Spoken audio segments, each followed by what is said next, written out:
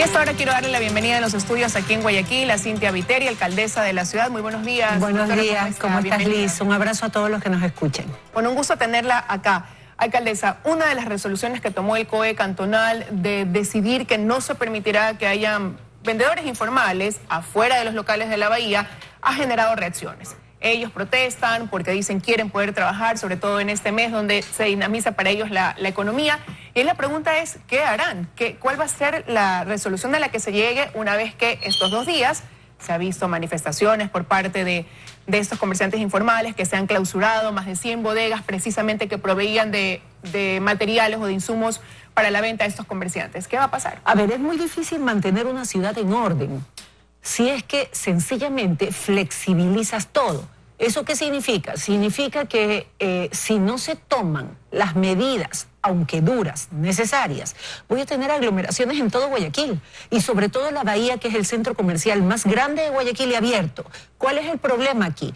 Que además de los locales formales que hay en la bahía, que pagan lo que tienen que pagar, que tienen las medidas de bioseguridad, que cuidan y que cumplen con lo que el municipio les manda, alrededor de la bahía, por estas épocas navideñas, vienen personas no solamente de Guayaquil y extranjeros, inclusive de otras provincias, se apostan alrededor de toda la bahía, compran el material a bodegas que están alrededor de la bahía y la gente ni siquiera entra a la bahía, donde los puestos formales que pagan normalmente lo que deben pagar al municipio se quedan con las manos vacías, número uno. Y afuera se hace tal aglomeración de gente que el contagio del COVID es peligrosísimo. Entonces hay que tomar medidas, la ciudad debe crecer, sí, en orden, sí, todo el mundo tiene derecho a trabajar, sí, en orden. Y peor si estamos en plena pandemia, la pandemia no ha pasado, los contagios siguen contándose semanales, los muertos siguen contándose a diario. Repito, Liz, las medidas son duras, pero habrá que tomar medidas duras si queremos proteger a la ciudadanía. Ahora, pero lo que ellos decían, por un lado es, ya estábamos aquí, pero justamente ahora que viene un mes, como digo, de mayor movimiento, toman esta decisión. Denos una solución, por un lado, ¿no? Y sé que ayer hubo ya un acercamiento entre representantes de los comerciantes informales de ese sector y representantes del municipio. ¿Cuál es quizás la salida que se podría analizar para ellos? Poderlos poner en otros sitios o explanadas donde la gente pueda tener más cerca el producto que quiere comprar. De esa manera no todos cogen el mismo bus para ir a la bahía al mismo centro, o la misma metrovía para ir a la bahía al mismo centro comercial. Si todas las personas que han sido retiradas de los alrededores de la bahía son colocadas en ferias o en puestos o en explanadas lejos del centro, es decir, al norte, al sur, primero ellos pueden vender. Segundo, lo harán en orden. Y tercero, la gente no tiene que desplazarse. El resultado, menos contagios. Ahora, son bastantes, ¿no? Y ahí hay y usted ha visto y hay extranjeros. Peleas inclusive en la calle por espacios. Y eso le iba a preguntar, ¿cómo va a ser la organización de los que quieran sujetarse a esta opción que está dando el municipio? No se preocupe, que experiencia tenemos en poder organizar este tipo de eventos. Pero ellos van a tener que solicitar, que quieren estar en este espacio. Ellos tienen que acercarse al municipio de Guayaquil, como en efecto lo han hecho el día de ayer.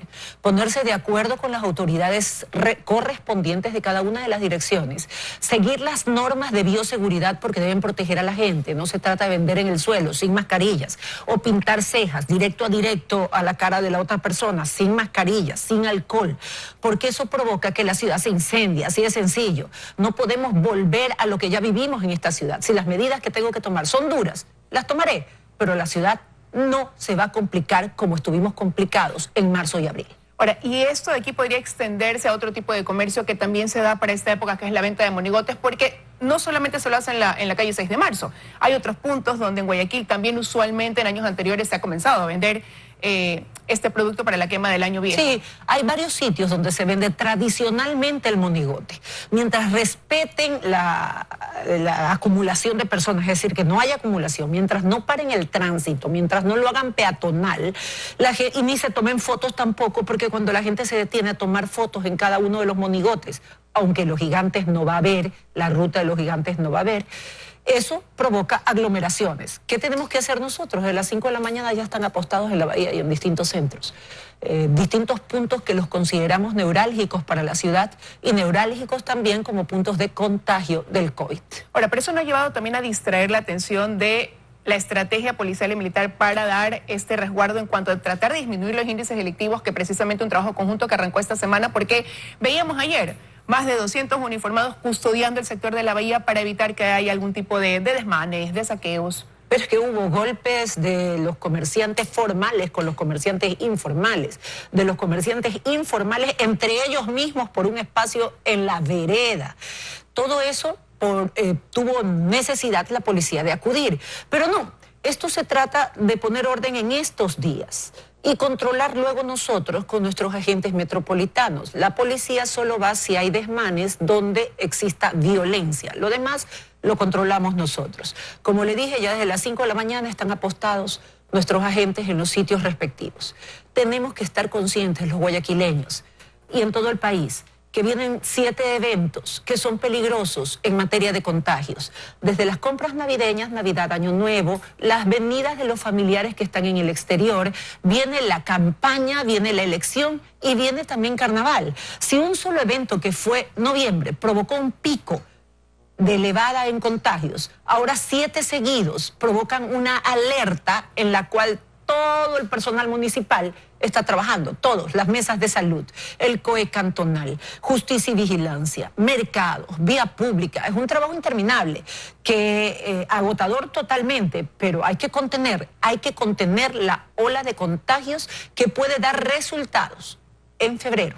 Y para eso trabajamos, para que eso no se dé. Ahora, cuando usted dice contener, sí, de parte quizás de las autoridades que usted ha mencionado, de los directores de las diferentes áreas, se hace un trabajo, pero hay gente que no hace caso. Veíamos en el aeropuerto, se había dicho que vaya un familiar a recibir a esa persona que llega y ahora vemos familias completas que están en las afueras esperando a su familiar, haciendo caso omiso a las disposiciones que se comienzan a dar. Lo leí a las 5 de la mañana, Liz. ¿Qué hace respecto a esto, a ese incumplimiento por parte de algunos ciudadanos? En efecto, leí la noticia a las 5 de la mañana y he dado la disposición a quien es cabeza del aeropuerto, y la disposición es muy simple: guardia que deje pasar a más de una persona al aeropuerto a dejar o a retirar a un pasajero tiene que ser separado de sus funciones porque está poniendo en riesgo la vida de las demás personas. Es simple. Ahora, el municipio va a hacer pruebas rápidas a las personas que comienzan aleatorias, a llegar. rápidas, PCR, pero vamos a estar presentes. ¿Y cuál va a ser ahí la mecánica si es que alguien pues llega a dar positivo para el COVID? Nos los llevamos al Bicentenario, ahí tendrá que guardar cuarentena.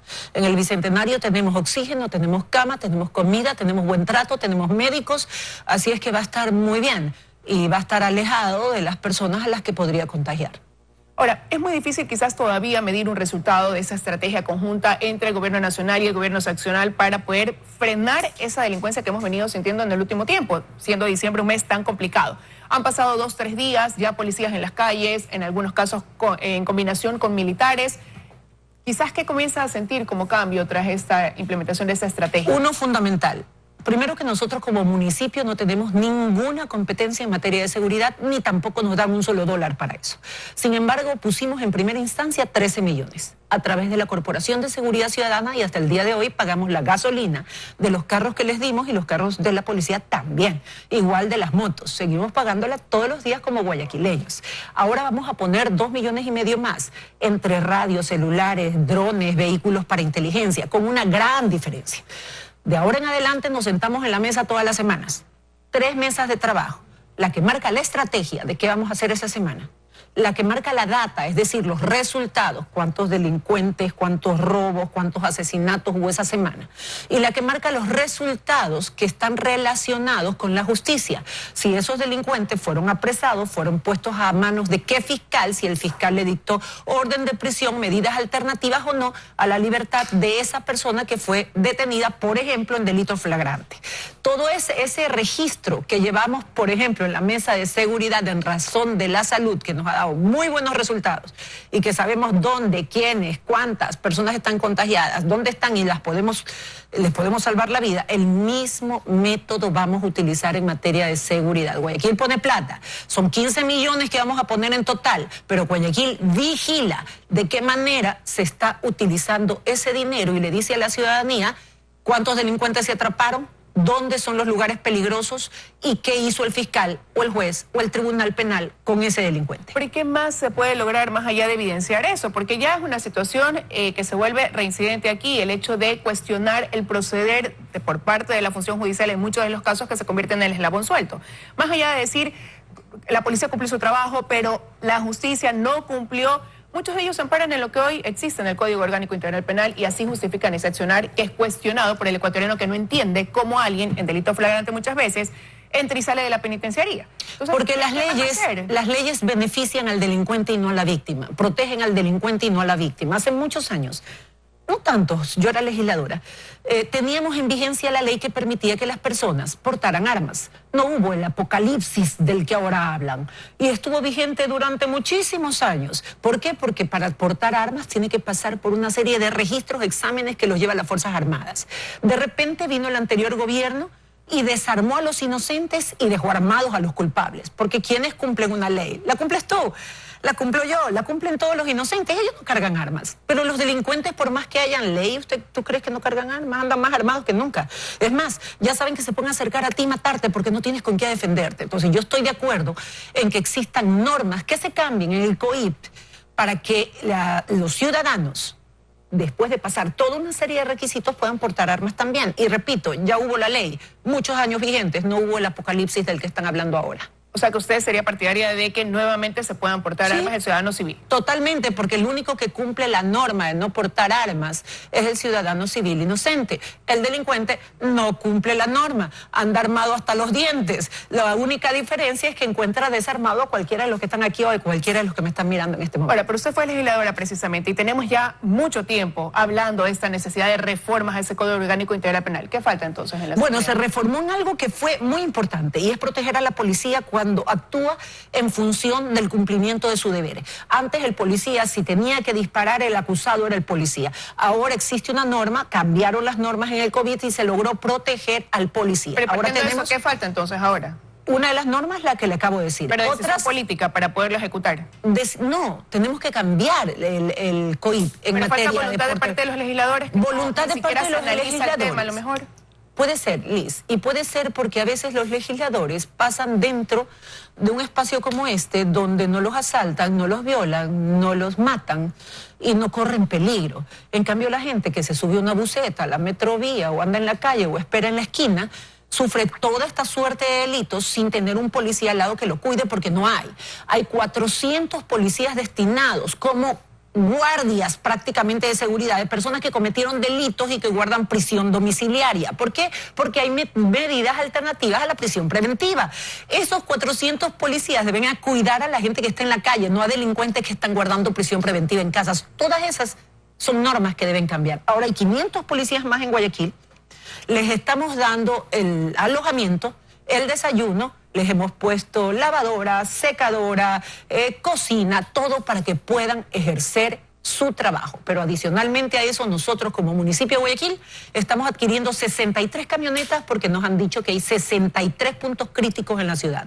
Camionetas donde estarán nuestros agentes metropolitanos destinados a otra función, a precautelar tu seguridad en los corredores comerciales, para que puedas tomarte un café y no te asalten mientras tomas el café. Y le he pedido al ministro de Gobierno y me ha dicho que sí, y en función de eso le he enviado la carta para que ellos puedan portar armas no letales en función de que puedan atrapar a un delincuente. Caso contrario, no sirve de nada. Armas no letales que proporcionaría el municipio de Guayaquil. El municipio compra las armas no letales y se las da a sus agentes metropolitanos con la función de proteger a la gente de la delincuencia. Ellos van a tener esa exclusiva función. Van a dar vueltas, por ejemplo, el corredor comercial de Los Sauces, de Alborada, La Garzota, en el sur de la ciudad, en el centro de la ciudad, donde la gente pueda tomarse un café en paz y no esté sujeta al robo diario, al golpe o al asesinato. Eso, estoy esperando respuesta del ministro. El ministro me dijo que sí y yo adquiriré las armas no letales para los agentes metropolitanos, para cuidar a las personas de la delincuencia. Alguien me dijo, pero es peligroso que carguen armas no letales. Dime, si un agente metropolitano ve que te están asaltando, ¿qué va a hacer con el asaltante? ¿Le va a sacar la lengua? ¿O le va a jugar al vale? ¿Le va a tocar al hombro y salen corriendo? No, ellos tienen que estar armados. Tienen que estar armados, por ejemplo, con balas de goma o gas.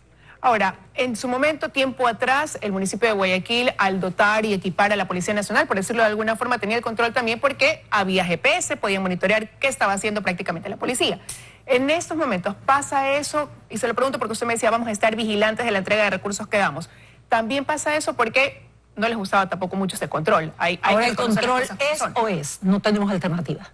Como ciudad no tenemos alternativas. Tenemos ya unido el 911 Guayaquil. Podemos controlar cada vehículo que le damos a la policía. Saber si lo tiene parqueado, saber si se salió de la circunscripción, es decir, de la ciudad donde fue asignado, el sitio donde fue asignado. Y GPS va a tener el carro y va a tener la moto, los nuestros y los de ellos. Todos nos podemos vigilar. Entre todos nos podemos vigilar. Pero los recursos que se compran para la ciudad de Guayaquil, entre drones, celulares, vehículos, motos, gasolina, todo eso se queda en Guayaquil porque Guayaquil lo está pagando. Ahora, ya algo hablamos del tema de contener los contagios de COVID-19 y quisiera preguntarle también en ese sentido. El municipio tiempo atrás estaba con la intención de adquirir, negociar estas vacunas para que lleguen acá a Guayaquil. Después hubo este pronunciamiento del Ministerio de Salud que solo a través del Ministerio de Salud se iba a hacer. Hoy se habla de que se puede abrir la importación, no solamente exclusiva del Ministerio de Salud. ¿Cuál va a ser ahí quizás el plan que tenga Guayaquil en ese sentido, una vez que ya hay acercamientos con dos de las farmacéuticas? Nosotros a través de Épico, que es una de las empresas públicas que tenemos nosotros, hemos ya tenido contacto con 3 laboratorios. Avanzamos en las conversaciones hasta que vino la disposición del gobierno central de que nadie compraba vacunas, sino solo el gobierno. Si esa disposición cambia, nosotros inmediatamente volvemos a destinar recursos, que tampoco tenemos en materia de salud porque no es nuestra competencia, pero a destinarlos en salvar la vida. Tenemos un solo objetivo en la mente: vivir y comer. Y para eso hemos destinado nuestros recursos. Aún así, ayer inauguramos el primer centro para personas con discapacidad física e intelectual inmenso, totalmente inclusivo, y esta misma semana también inauguramos el primer albergue municipal para las personas que se encuentren durmiendo en la calle. La obra de Guayaquil no va a parar. La ciudad nueva es una ciudad que tiene corazón y es una ciudad que también tiene fuerza para defender a la misma. ¿Y cómo está logrando todo esto cuando hay otros municipios? Usted sabe la situación. El gobierno debe 1.200 millones de dólares a la Asociación de Municipalidades del Ecuador, a los municipios del país. Ha dicho que podrá pagar 350 millones por ahora. Se han derogado algunos acuerdos en vista de la situación de ya la voz de protesta que levantaron los representantes de los municipios, y ahí quizás la pregunta es cómo Guayaquil puede ejecutar todas estas obras cuando también se tiene que ver afectado por ese... Afectado en 78 millones aproximadamente. 60 millones que deja de dar el gobierno en materia de los recortes que hizo, y el resto porque suprimí tasas e impuestos que se cobraban, tasas básicamente que se cobraba el municipio para el año 2021 para rehabilitar la economía, como la tasa de habilitación o como todas las relacionadas con el turismo. Esto es como caminar en una cuerda floja todos los días. Y todos los días reviso presupuestos, todos los días cuento centavos, todos los días anulo lo que no es prioritario para la ciudad. Mientras no sea obras, agua potable, alcantarillado, vivir y comer, no se da, así de simple. Y se viene, como usted decía, dentro de los desafíos o retos o situaciones preocupantes, la campaña electoral, 31 de diciembre.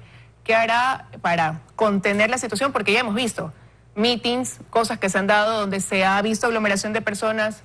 Bueno, va a ser lo que ya hemos hecho, la decisión. Levantamos en las comisarías los procesos respectivos a todos los partidos. Cuando sea el partido todo, que sea. incluyo el mío, que ya tiene varios procesos. Y en el mío, para poder poner como ejemplo, le he ido a desbaratar tarimas, cercos, cuando alguien ha querido llevar inclusive cantantes. Esto es para todos. La ciudad la tengo que cuidar. A la gente la tengo que cuidar. Y cada persona que atente en hacer desmanes, aglomeraciones o temas que vayan a atentar contra la vida de los guayaquileños y en la transmisión del COVID, sencillamente será sancionado. Pero ¿y cómo interpreta usted como esas acciones mientras usted tiene este discurso de que hay que contener y por otro lado, pues quizás el mismo partido se va en contra de eso de ahí? Es que pueden hacer caravanas. Caravanas pueden hacer en carros, caravanas, estamos en campaña. Lo que no pueden hacer es eventos, meetings, donde hay aglomeraciones. Por eso cuando lo hicieron, los mismos agentes de justicia y vigilancia les desbarataron todo. Es sencillo, Liz, haces lo correcto y punto. No preguntas cómo se llama ni de dónde viene. Las reglas entonces están claras. Quiero agradecerle que haya estado esta mañana con nosotros aquí en los Desayunos de 24. Gracias a ti por la invitación y a quienes nos escucharon. Gracias una vez más. Nos vamos a ir al corte. Al regresar estará con nosotros Alberto Acosta Burneo, analista económico. Vamos a analizar la situación económica actual del país tras 9 meses de pandemia y qué se viene para el 2021. Ya regresamos.